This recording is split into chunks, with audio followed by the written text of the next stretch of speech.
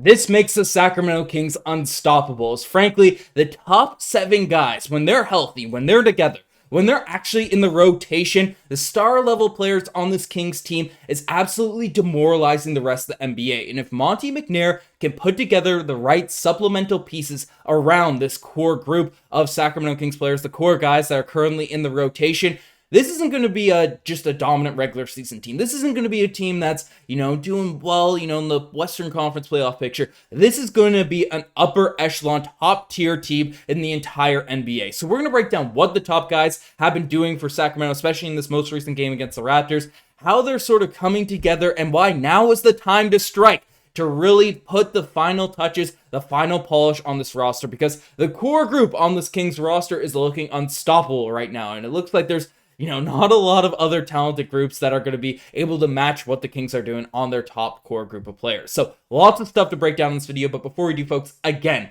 I really appreciate all the support you guys have been giving out here on these videos, in the comment section, tuning in. Very early days at Kings Digest, so really excited to have what we're growing here, but we are on the mission to hit 1,000 subscribers. That's our goal for the channel here now at this point, and still over 84% of our viewers haven't hit the subscribe button just yet. So if you want to stay up to date with everything that's going on with the Sacramento Kings team, not miss a single thing, a game, trade, news, any update, make sure you guys hit that subscribe button, because we're delivering daily Sacramento Kings coverage out here on the channel. So lots of stuff to dive into, lots of stuff to break down, but frankly, this is a narrative. This is a story that that's really been coming together, and it's felt like it almost culminated in last night's game against the Toronto Raptors, because again, the top tier guys on this roster are just dominant. Domantas Sabonis came out and was just an absolute beast. Only took 6 shots, but did something historic out there with his stat line in last night's performance. Basically 17 points, 11 rebounds, 13 assists.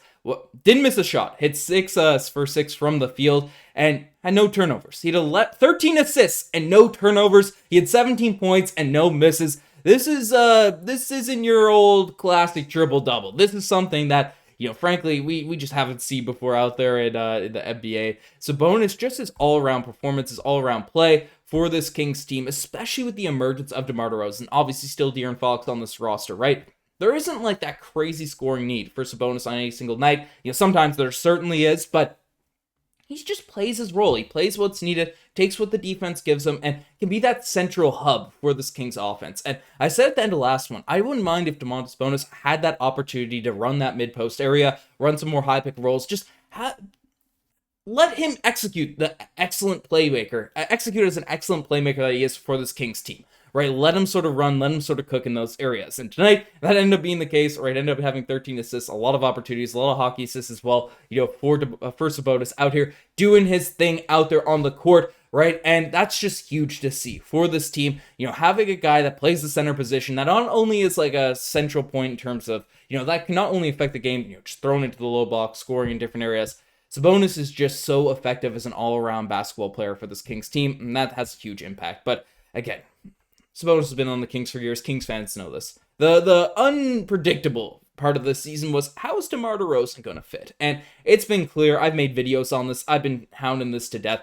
DeMar DeRozan is a steal for the Sacramento Kings. It's just the perfect sort of addition, in terms of adding star talent, adding this to this core group. And, tonight, saw it again. 27 points, 2 rebounds, 3 assists. And you look at that stat line, 11-21, whatever has happened, you might say, it's a classic DeMar DeRozan game, or whatever, regular starts. What he did in the fourth quarter, what he was able to do was 9 points in the fourth, just hitting the most, even not all 2 points are equal out there in the NBA.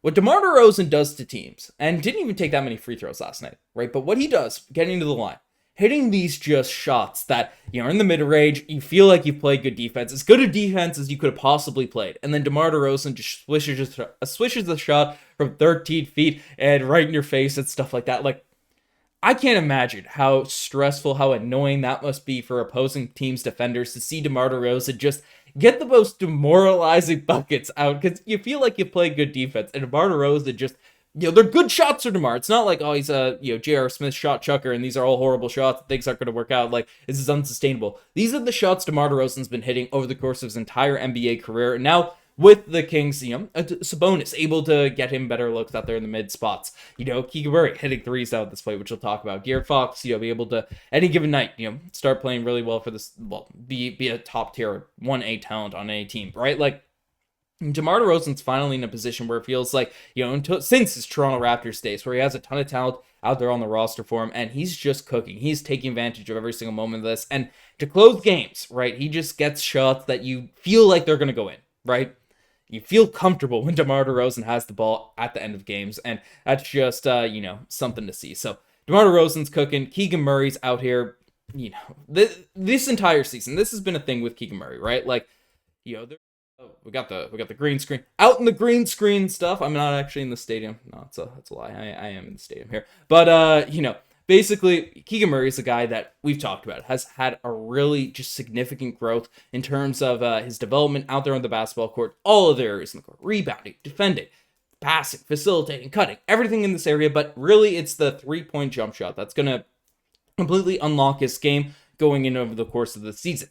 Keegan Murray, tonight, right, we're seeing the jump shot kind of, not that it was ever like gone, but 3 of 8 shooting from the 3-point line, scoring from all over the basket, whether it was Grady Dick, whoever the heck was on him, he's able to slash through him, do different stuff, and then 22 points, 12 rebounds, 3 assists. De'Aaron Fox, I'll run through the box scores, like 21, 2 assists, 1 rebound, and then Kevin Huerter back in the lineup, back ready to go, or 11 points, 4 rebounds, 2 assists. Like, this top 5, in terms of balance, in terms of scoring punch, in terms of, different things that they're able to do out there on the court, is frankly unstoppable. It is a top-tier upper core lineup that's balanced, that's ready to go, it's locked in, that just complements each other surprisingly well. Like, it felt like it might not. There's a world where this team might be too ball dominant, or too many players need the ball in their hands, too much mid-range shooting, all that stuff. It has worked. This core, especially top 5, has worked for Sacramento here now at this point. And then you add Malik Monk to the picture, just being an absolute spark plug off the bench. And then obviously Keegan Murray able to, slide in, play defense, always has the highest plus minus, it feels like, on this team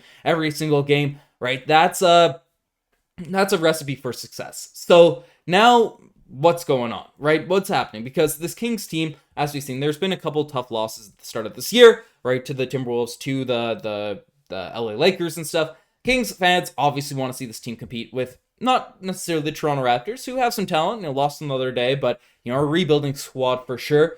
But, the top tier teams in the NBA, the Thunder, the Celtics, the Warriors at this point, who are the top squads out there in the NBA right now in terms of record.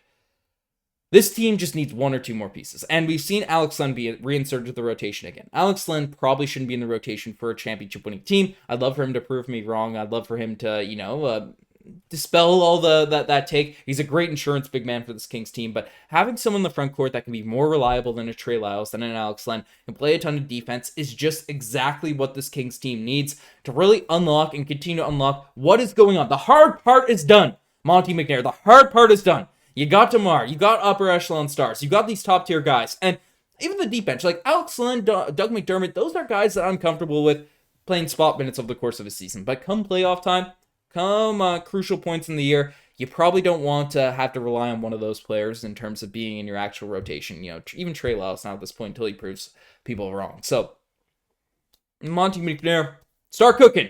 That's what I want to see. Obviously, trades aren't going to go down the first month of the season, but just start cooking. Start, calling the phones, getting things right. So come trade deadline, where we can have that more well-balanced roster. Because frankly, the top tier, the top level of guys on this Kings team is frankly unstoppable. So let me know what you guys think in the comment section down below. You guys have best thing as far as subscribe to the channel if you guys haven't already. Anyways, I'm signing out. Cheers.